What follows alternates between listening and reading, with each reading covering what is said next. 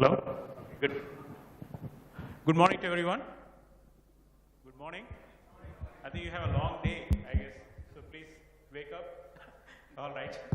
So actually, it's interesting because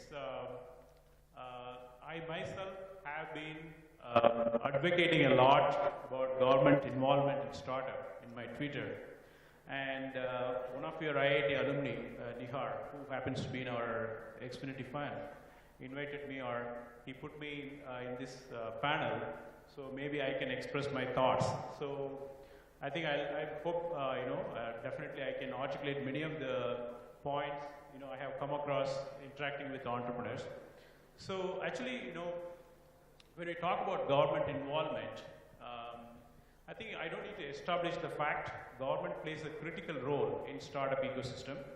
I'll just touch upon historical facts. If you look at Silicon Valley, people talk about Google success, Intel success, or Facebook success and everything, often discounting the fact that many of these success came from the research in defense, in DARPA, or maybe space research. And just to give one small example, whatever we are talking about the solar industry, actually it originated from space research because you need power for these satellites. So that's how PV cells originated. That got improvised. Now it's a mega industry. So it's very important government plays a role in startup ecosystem, which in turn leads to a bigger economy. And if you take from, Silicon Valley to Israel, Israel also has encouraged a strong technology culture, science and technology culture. They invested a lot. I don't know how many of you know, the first president of Israel, he's a scientist by himself. In fact, he seeded the thought, every ministry should have a chief scientist. Be it a transportation ministry or agriculture ministry, they have a chief scientist. So, in fact, I have been also advocating, I think please tweet to the government, that we also need to have a similar culture where we actually need a scientist in each and every ministry actually. And picking up cue from all these things, if you look at South Korea and China, of late they have been investing a lot into R&D. So government itself has been pumping a lot of money. If you look at South Korea, the R&D spent as part of the GDP is close to 5%, which is the highest. So the result is, you can see yourself, companies like Samsung, LG, these companies thrive because government's involvement actually. And I can take on multiple examples like that. So basically, the government's involvement is very, very important to promote a startup ecosystem. And when I say startup, it doesn't need to be startup where you start from garage. Even, people are talking about startup culture in a big company. Like if you talk about Intel, Cisco, all these companies, they are coming up with funds to encourage employees so they can go and start up. So the startup culture is not necessarily confined to a small company or a few people coming together. The startup culture is everywhere. It applies to government also. So I think with this background, what I like to we have a very good set of panel, Mr. Saurabh and Mr. Ashok and Praveen Roy. All of them have wide experience. In fact, Mr. Ashok has worked in government of Egypt, right? I believe that. So he brings international perspective. And Mr. Saurabh Chandra has been, he was in DIP, actually, Department of Industrial and Planning. So Mr. Praveen Roy is part of Science and Technology. And so what I will do is I'll kind of articulate some of the questions we have, what I have come across. And in the end, actually, we'll open for the audience for about 15 minutes. Probably will take about roughly 10 minutes. We'll go around and touch upon what are the various opportunities are available in the government, because not many of us are really know what kind of opportunities are available. And then, how do you want to kind of make it faster? Because, it's all about ecosystem. Because, people talk about Olympics and startup. Basically, if you want to be successful, it is all about ecosystem. If you don't have very good ecosystem, you cannot really be successful. So how does government plan to get more involved actually? And I'm glad that, the last few years, government has been acknowledging the importance of startup actually. So we'll start with Mr. Praveen Roy. And Mr. Praveen Roy, actually, it will be good if you can give a good glimpse of what are the various activities in Ministry of Science and Technology. I know we briefly talked about the startup cell in IIT Chennai and Sign in IIT Mumbai. And maybe if we can give a good glimpse of various activities within these different academic institutes, how you help to transfer the technology, how you incentivize promoters, and what kind of facilities are available, monetary as well as other facilities, that will be great. So, good morning. I am Praveen Roy. I am scientist in Department of Science and Technology. Department of Science and Technology has been supporting this initiative of innovation and entrepreneurship for almost like around 3 decades now. So initially we were having a scheme called Science and Technology Entrepreneur Sparks. In 2000 we initiated this incubators. So these are technology business incubators. This is a academic program in institutes we are setting, and in IIT Kanpur we already have for last 10 years it is operational. In IIT Kharagpur also we initiated with STEP, and then gradually it migrated to TBI. So this TBI scheme is almost 2 decades now, 1.5 decades, 15 years it has been running now. So the change, the incubators are like a facility where you can go and have your incubator established there, and then all hand-holding support will be given to the incubator. So we try to arrange some finances also. So seed funding for the incubators is given in that. The recent change that we have brought new initiatives, like we tried to understand the gaps which were there, which we were not funding, we were not having in the schemes. Like earlier, we were not. You might not have heard like government scheme giving EIR type of support. So now we have launched EIR, Entrepreneur Residence Support. So we are giving 30,000 per month for a year to student entrepreneurs who are going to go for a venture. So this is a new initiative which DST has launched. Then we have brought POC type of support, where you have some concept, you want to validate that concept and bring that prototype ready. So that POC grant we have started. So any innovator student can get a 10 lakh support from the incubator and then try their concept. And so we are giving this under Prayas. Prayas is a new scheme which has been launched. And this is a acronym of this promoting and augmenting young and aspiring startups. So Prayas, we are giving some support for having a Fab Lab in incubators also. This is Prayas Shala, we have named that. And this is 1 crore support given to the incubator where they can have equipments and tools and softwares where the student can make their prototypes ready. So the students will get a grant of around 10 lakhs of rupees for proving their concept, validating their concept. So this is around 2.2 crores is given to an incubator where the students will be just going for their proof of concept initiative. Then we already have seed support. Earlier we were giving 2 crores to the incubators. These incubators were, this was a grant given to the incubator, and then incubators were putting it as investment, equity investment or soft loan to the incubators in the incubator. Now this has been increased to 10 crores. So 10 crores is given to the incubator as a seed grant, and then they can go for a maximum investment of around 1 crore to the incubators in the incubators. Then we have come with the concept of accelerators. Earlier, government was not giving any support for accelerators. So this accelerator also will be run by incubators, and we are giving 75 lakhs per accelerator to be run by the incubators. So these are some new initiatives. Then the challenge that the incubators were facing, like our support is limited to 5 years. So till 5 years, we are giving support of around 10 to 15 crores, which includes the equipment cost, setting up a facility for the incubators, and operational expenses of the incubator for 5 years. So after this 5 years, they had to sustain on their own. And they were also finding it difficult to scale their activities. Like they wanted to increase, go with different verticals. They wanted to expand horizontally in space and number of incubators which can be incubated in the incubator. So this challenge we try to address with new scheme which is there. This is COE, Center of Excellence Support. So here with a space of around 50,000 square feet, they are given a support of 50 crores in 5 years, 30 to 50 crores. So these are some new initiatives which has, we try to bring and address the gaps which were there in the existing schemes earlier we were handling for last 1 decade or so. So maybe these students and entrepreneurs will be. Sure. Thank you, Mr. Praveen Roy. Moving on to Mr. Ashok. Ashok, I think I briefly got to meet him, so I don't know his full background. My understanding is he has been an entrepreneur and he also advised or worked with the government of Egypt. So I think maybe if you can give a perspective from an international perspective, how different governments, from your knowledge, are supporting, and where do you see government of India and like ministries like IT and communication as well as science and technology can step in even further based on your experience, global experience? Thank you very much, and thank you for this opportunity to me. At the first, I would like to point out one very amazing fact. The entire IT industry in India developed without any government support. So the point I'm trying to drive is, government support is not a basic foundation requirement. It is your own guts, your will, what you want to do.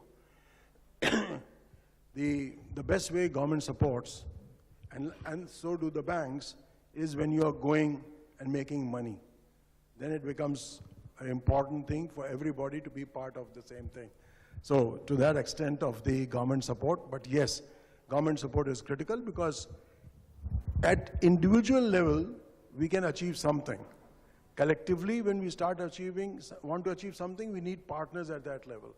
As a state or as a country, when we want something to be achieved, then the government, because who represents the country?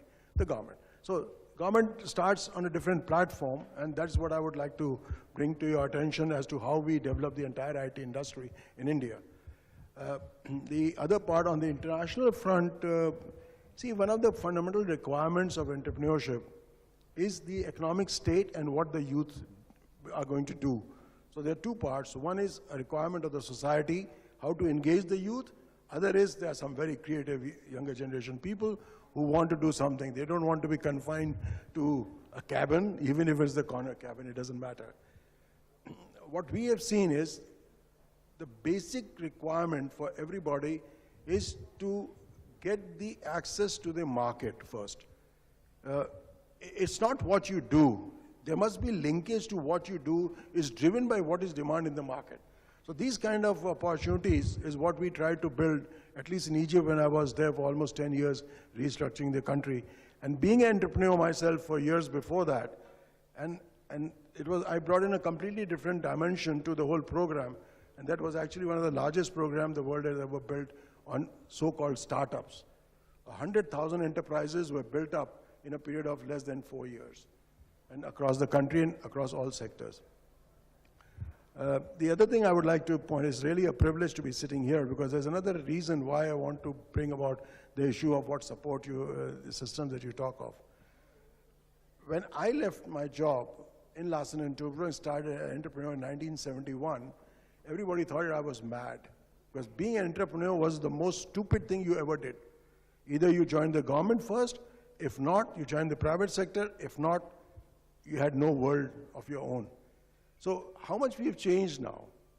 Today, being an entrepreneur is a way of life. That's the shift. It's better than being a CEO of a big company. That's why I said in the beginning, even if you have the corner room, where the corner room is identified as the CEO's room. So the entrepreneurial behavior, the entrepreneurial society, and what is the big thing about being an entrepreneur? Every entrepreneur goes through a couple of stages, and I was talking to the young lady here a little while ago. It is not that you must succeed, because everything has a 50-50 chance. It is important that you must continue. There must be perseverance. Your graph of success and failure can be going upwards. And that's the key thing about being an entrepreneur. Another requirement, coming now to the government systems that we believe that they require support. First and foremost, support that everybody needs is the kind of things that he's just mentioned. Startup supports in various formats. Not everybody classifies to that. But my request is that some of the government programs and what we're also seeing in India, the pre-qualifying conditions are so complicated that it becomes very, very difficult really for the entrepreneurs to qualify for that. So that's an element that we have to look at. Let's make some of those qualifying conditions much lower, set the barriers at entry barriers much lower. And that's going to really help the startups. As one said, a startup can be multiple stages. A young graduate or a person who's graduating will come forward. So you need a different kind of ecosystem for that person. Somebody who's worked in an enterprise for 5 years or 10 years and wants to now become an entrepreneur, they require a different kind of a support system. So they should be very categorically designed to meet the various requirements. It's not one size fits all approach will not work. So I'd like to stop there. I've spoken already more than enough time. Thank you. We'll come back to you, Mr. Ashok. Thank you. Moving on to Mr. Saurav. I think I understand your background. You worked in Department of Industrial Planning, and also you have been fairly high up in Petroleum Ministry. So one of the things, of late you must be hearing, how much do we protect local companies? How much do you offer level playing field? Just to give some example, China goes to the extent of protecting their local, startup, medium-sized, big companies. So there is a debate going on. Well, China is going to the other extreme, whereas in India, how much do we go? Because, if you look at it, many of the big companies, technology companies coming and starting in India, definitely they have an upper hand because they have accumulated experience. Whereas we put our companies or startup entrepreneurs on par with them, it will be difficult. But that's one school of thought. But other school of thought, look, this is an open, playing field, so we should not offer anything actually. So there is a debate going on. I like to hear from your perspective. That is one thing. And second thing is, be it import of petroleum or electronics, we import a lot. So, but this runs into few billions or few tens of billions. I think the petrol, the oil bills runs into close to $100 billion every year. And whereas, electronics also runs into $60–70 billion. And we have an R&D cesspool to create domestic industry, which in turn should basically come through entrepreneurship actually. So just I'd like to understand your perspective. Where do you see government role in the past 10 years? Where do you see going forward? Because obviously there is a school of thought saying that we need to offer a level playing field. And second thing is like maybe we should encourage more entrepreneurship so that we can cut down the import bill actually. Ladies and gentlemen, I said ladies and gentlemen. Oh, okay, sorry. Before I come to what the moderator has asked, let me pose a question to you. What is the country talking about today? One subject. Now that's done and dusted. Does it throw up an opportunity for you? What is the opportunity that it has thrown up?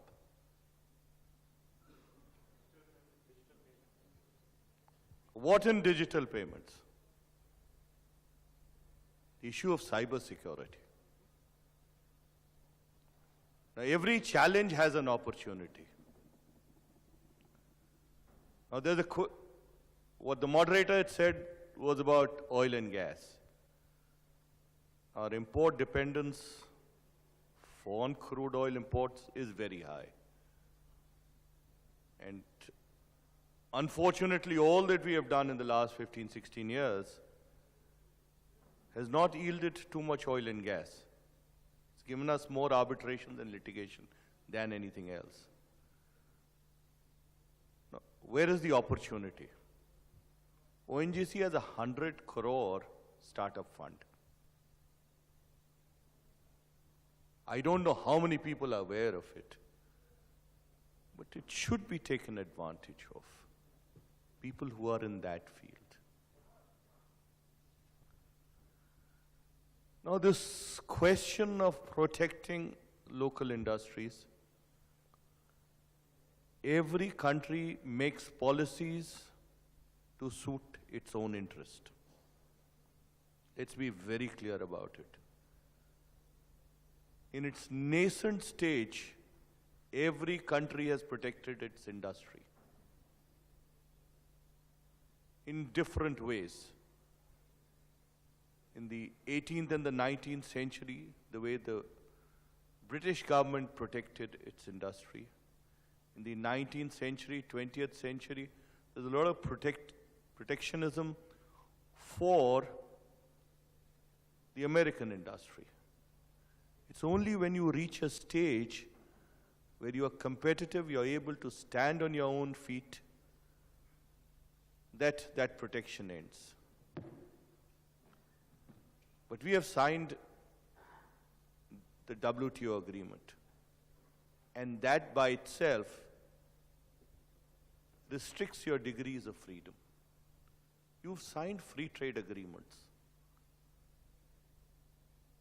All that imposes restrictions. But within that, industry, startups in their nascent stage have to be given protection. What I was requesting, chairman of Pan IIT, was that at least there should be a compendium. People are not even aware of what incentives different ministries and departments in the government are offering.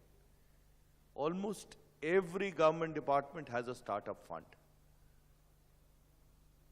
There are a lot of incentives given, fiscal incentives which have been given. A lot of incubation schemes. Now, if it was compiled and brought together in one place, that is part A of it. Part B is, how do you take advantage of it? Last time when I was here, and the feedback that I got is that please keep the government off our backs. Fair enough. I don't blame you for that attitude. But somewhere you have to interact with the government. Now, how do we make that easy? How do we reduce the regulatory burden? There's a lot of talk about ease of doing business. The World Bank rankings. The World Bank rankings are confined to Bombay and Mumbai and Delhi. Two big cities and 10 parameters which don't really reflect the state of ground realities. Then the state governments get into the act. What Pan IITs can work for is, let's look at factor reforms. What is it that we can do for labor relations? What can be done for, let's say, capital today? Especially now that the banks are flush with funds. Should the interest rates be lowered? Should the cash credits go up?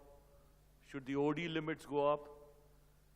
That is the kind of things because you will need cash. All startups burn cash initially. And nobody can burn cash indefinitely. You have to watch your bottom line. But at least initially you will need money. What are the kind of land reforms that need to be done? Space. Incubators are one example. So there's a lot that the government can do to facilitate, build up an ecosystem where startups can flourish. But I personally believe that in their nascent stage, there has to be some kind of protection, some kind of incentives to allow them to reach a stage where they're able to stand on their own feet and compete in not only the national market, but the international market. Thank you. Thank you. It's a very, I think I do agree with you that at nascent stage. So I think Mr. Rajesh Kapur, is it Dr. Rajesh Kapur? Yeah, please come.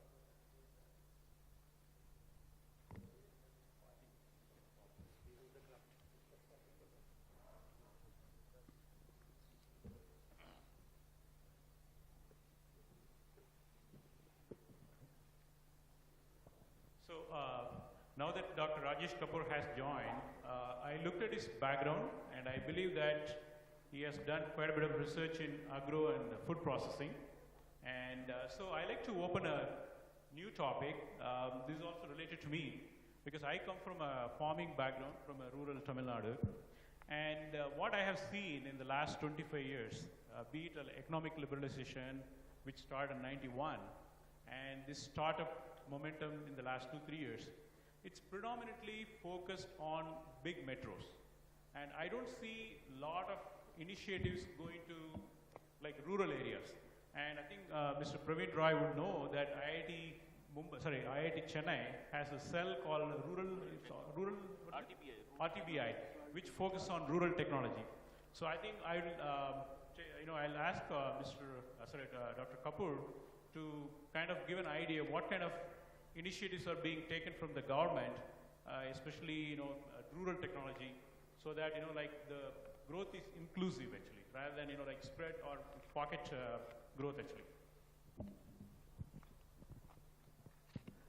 Good morning and thank